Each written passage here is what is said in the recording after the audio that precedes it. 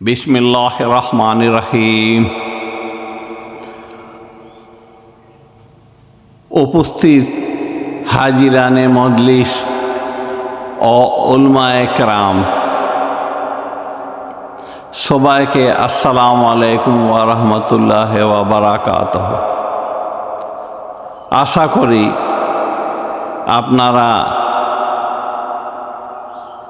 ভালো আছেন, ইনশাআল্লাহ ভালো থাকবেন। আজকে একটা গুরুত্বপূর্ণ কথা নিয়ে আপনাদের কাছে আমি উপস্থিত হয়েছি। যেমন আজকে সারা বিশ্বে মুসলিম জাতি নির্যাতিত, লাঞ্ছিত হচ্ছে। শুধু তাই নয়, তাদেরকে হত্যা করা হচ্ছে, তাদের নিজ দেশ থেকে বিতাড়িত করা হচ্ছে। তা না হলে তাদেরকে হুমকি দেওয়া হচ্ছে হত্যার। এই কারণ একটা হলো যে আমরা মুসলিম জাতি অর্থনৈতিক দিয়ে খুবই দুর্বল। অনেক মুসলিম দেশ আছে, সেখানকার জনগণ দুই বেলা খাবারও ঠিকমতো জুটে না। এটা একমাত্র কারণ হলো এই আরব রাষ্ট্র, যেমন কয়েকটি দেশ আছে, তাদেরকে আল্লাহ রাব্বুল আলামিন অসংখ্য প্রাকৃতিক সম্পদ দান করেছেন। যেমন সোনা, ইংরেজিতে বলে গোল্ড। তারপরে জ্বালানি সম্পদ, যে সম্পদ যদি বিশ্বে সাপ্লাই না দেওয়া হয়, বিশ্ব অচল হয়ে যাবে, সব কার্যক্রম থেমে যাবে এই জ্বালানি অভাবে। তারপরেও এই আরব রাষ্ট্রগুলো সেটাকে অপব্যবহার করতেছে। যেরকম অপব্যয়কারী শয়তানের ভাই। কোরআনুল কারীমে আল্লাহ রাব্বুল আলামিন নিজে বলেছেন, এই অপব্যয় আপনি কি শয়তানের ভাই, ইবলিসের ভাই নাকি?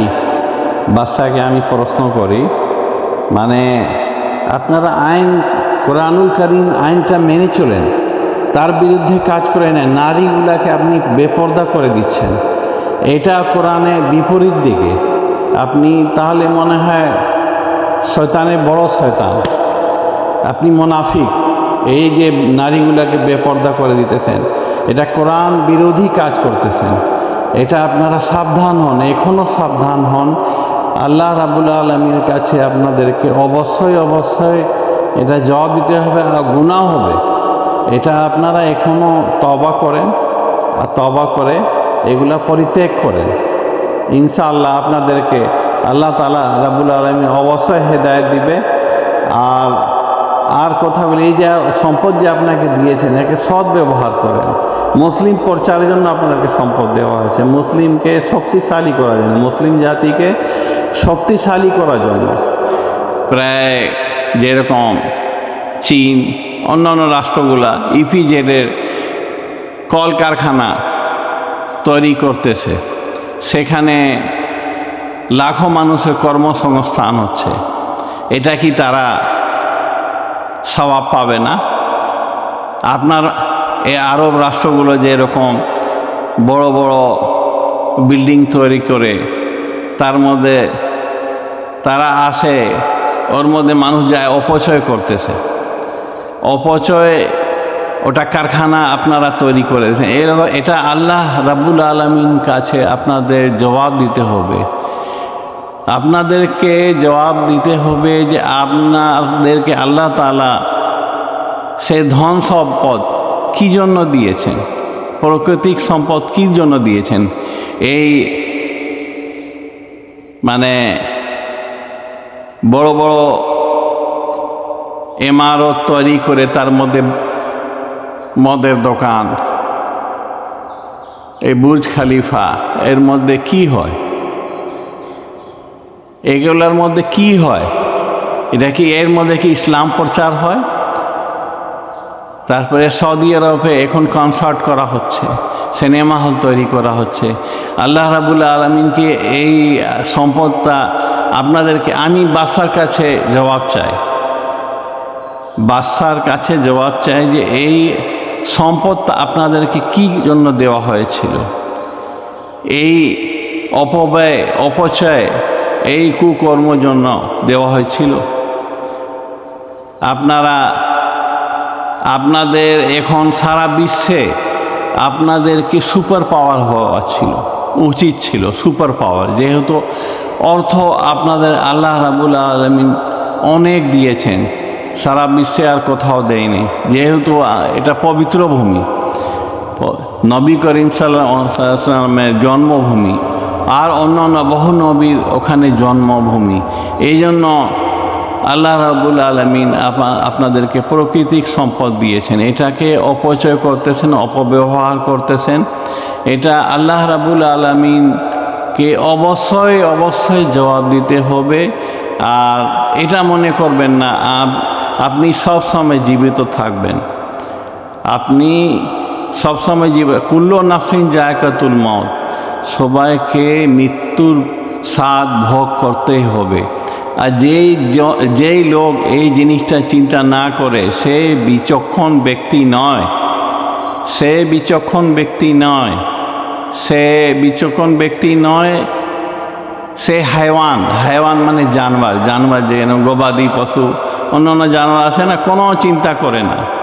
ওই রকম আপনাকে আমি বলতেছি, আপনারা বিচক্ষণ ব্যক্তি নয়। আর যে হিসাবে আপনারা অপব্যয় করতেছেন, যেরকম মন্দির নির্মাণ 500 কোটি ডলার দিছেন, মসজিদ ভেঙে ইন্ডিয়াতে ভারত সরকারকে 500 কোটি টাকা দান করেছেন। আল্লাহ রাব্বুল আলামিন কি বলেছেন? যে মন্দির নির্মাণে এগুলো টাকা খরচ করার জন্য না, মুসলিম রাষ্ট্রগুলোতে এগুলাতে বড় বড় কলকারখানা, রোজগার, এই যে মুসলিম জাতি না খায় মরে যাচ্ছে, এটা না করে আপনারা অপব্যবহার করতেছেন। এখন এই জন্য আল্লাহ রাব্বুল আলামিন আপনাদেরকে ওয়ার্নিং দিচ্ছে। যেদিন ওখানে মন্দির নির্মাণ হয়, ভব মন্দির দুবাইতে, সেখানে শিলাবৃষ্টি হয়েছে, এটা একটা ওয়ার্নিং। এখন কয়েক সপ্তাহ আগে শুনতেছি বন্যা হয়েছে। আপনারা এখনও সাবধান, এখনও তওবা করে আপনারা সাবধান হন। আর মুসলিম জাতির জন্য আপনারা কিছু করেন। আর এই ভারত সরকার, মোদি সরকার, এখানে উল্লাস করা হচ্ছে যে মসজিদ আমরা ভেঙে সেখানে মন্দির নির্মাণ করেছি। আপনাদেরকে লজ্জা হয় না? তাদের এই মোদি সরকার ইন্ডিয়াতে গেলে তাদেরকে পুরস্কৃত করেন, কোলাকুলি করেন, মনে হয় যে তার মুখে লক্ষ লক্ষ মুসলিমের রক্ত, সে মুসলিমের রক্ত খাদক, অনেক মুসলিমকে হত্যা করা হয়েছে। কিভাবে আপনারা আলিঙ্গন করেন?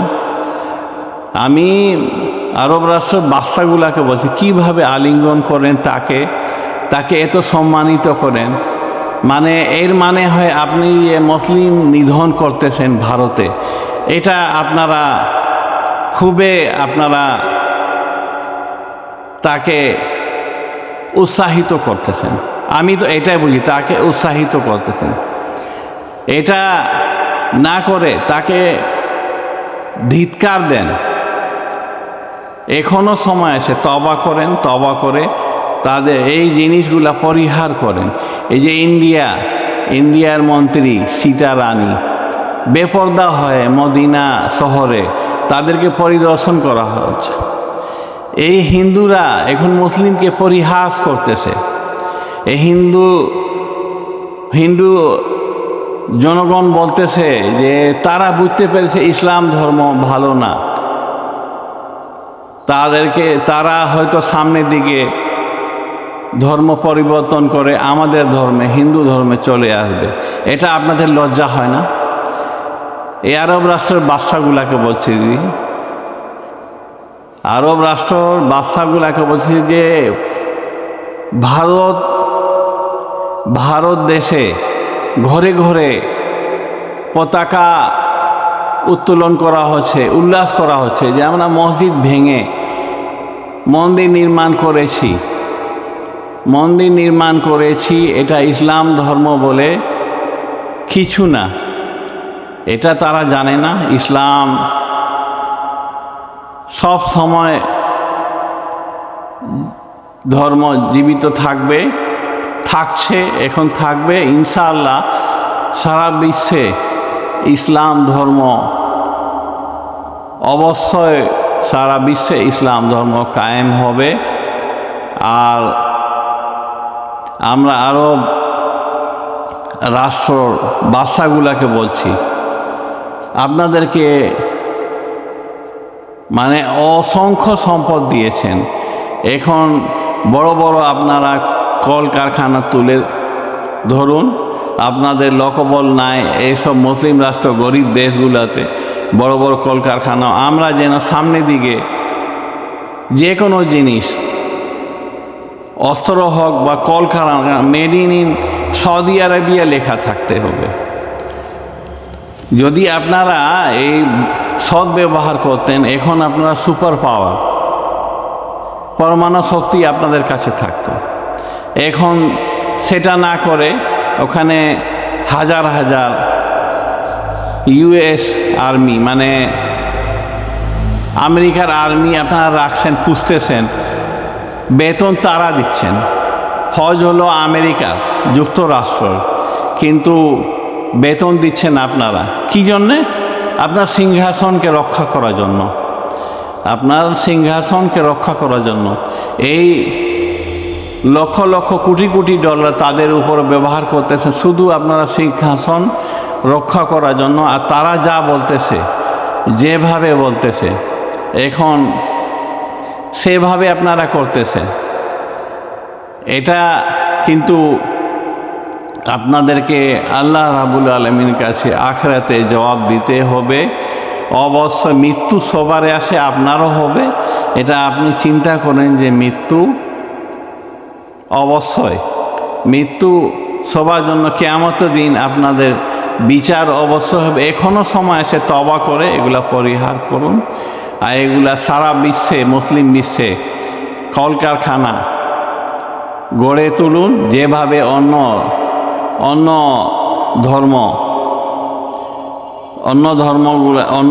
রাষ্ট্রগুলা। আর আমাদের পবিত্র ভূমি,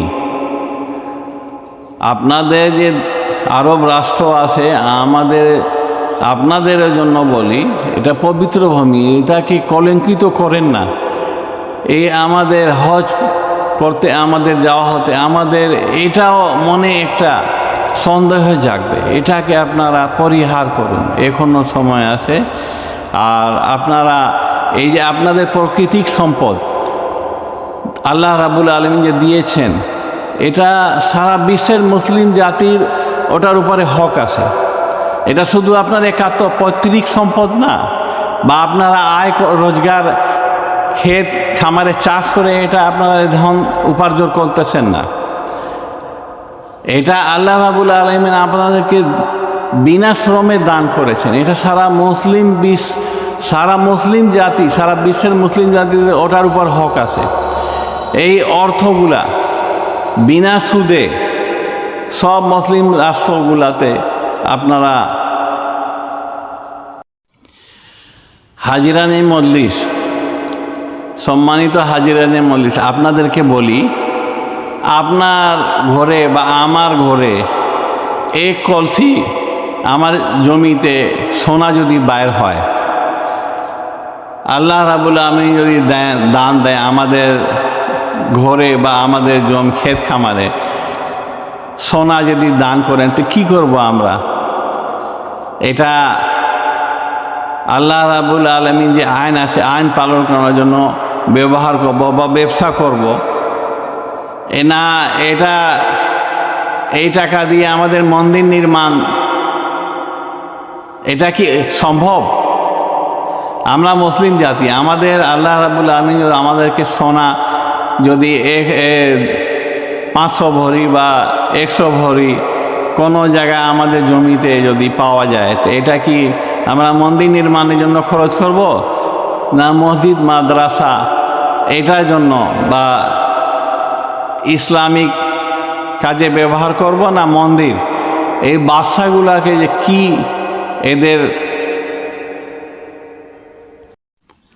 এরা উন্মাদ, মানে মানসিক ভারসাম্য হারিয়ে ফেলছে। এখন শুনতেছি নাকি আরব রাষ্ট্রে দুবাইতে তো ভব মন্দির নির্মাণ হয়ে গেছে, উদ্বোধন হয়েছে, আর 500 পণ্ডিত ওখানে অবস্থান করতেছে, ওখানে মানে হিন্দু ধর্ম প্রচার করার জন্য।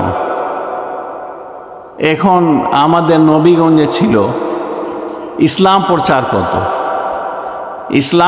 করত, এনারা হিন্দু ধর্ম প্রচারে সাহায্য করতেছে অর্থ দিয়ে।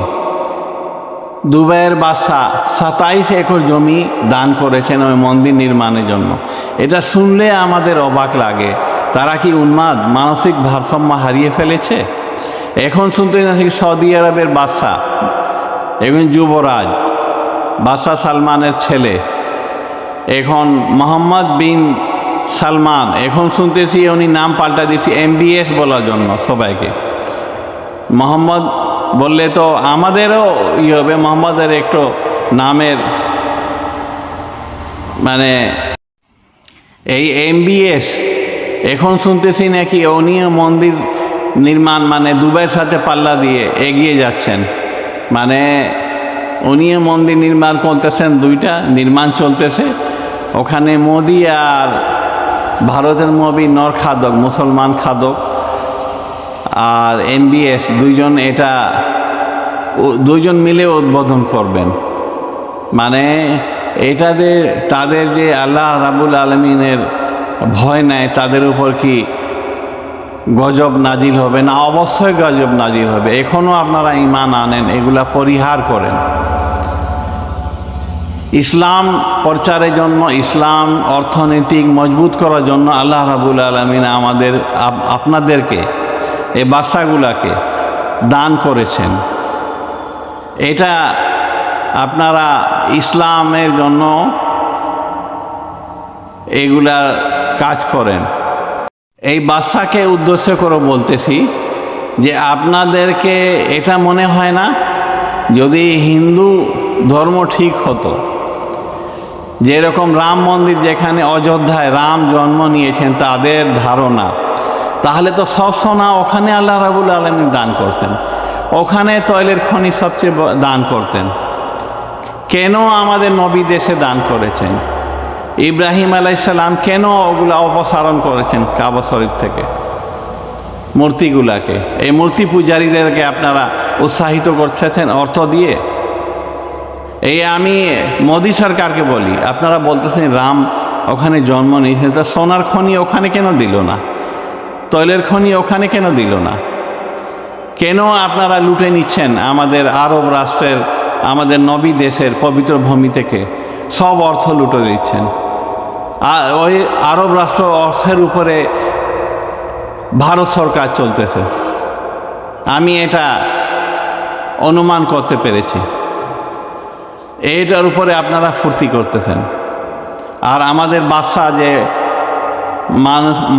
মানসিক ভারসাম্য হারিয়ে এই কর্মগুলা করতেছে।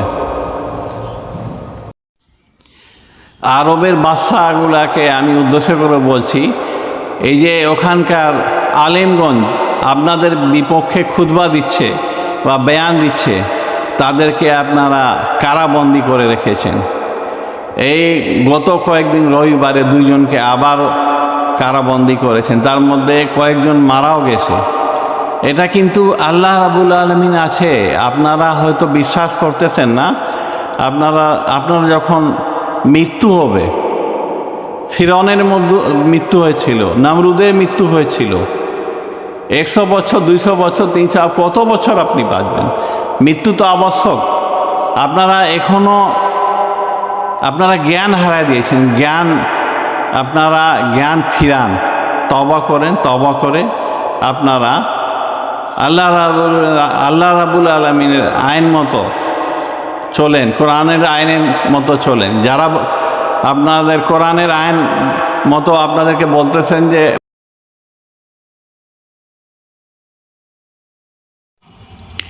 যে দেশে মুসলমানকে নির্যাতন করা হচ্ছে, সেই দেশগুলো থেকে আপনারা সম্পর্ক ছিন্ন করে ইসলাম রাষ্ট্রগুলোকে আপনারা বিনা সুদে অর্থ দিয়ে সাহায্য করেন, কলকারখানা তৈরি করেন। আপনারা এর মধ্যে আপনার সওয়াবও হবে। এই কুকর্ম থেকে আপনারা পরিহার করেন, তাদের কুকর্মগুলোকে ত্যাগ করেন। এখন আপনারা সজাগ হন। আল্লাহ রাব্বুল আলামিন আপনাদেরকে, আমি দোয়া করি, হেদায়েত দিক। আপনাদেরকে আল্লাহ রাব্বুল আলামিন হেদায়েত দিক। আর সবাইকে আসসালামু আলাইকুম ওয়া রাহমাতুল্লাহি ওয়া বারাকাতুহু। আশা করি আগামী বছরে আপনাদের সামনে আবারও উপস্থিত হব। আপনারা দোয়া করবেন। আর আপনাদেরও জন্য আমি দোয়া করি। সবাইকে আসসালামু আলাইকুম ওয়া রাহমাতুল্লাহি ওয়া বারাকাতুহু।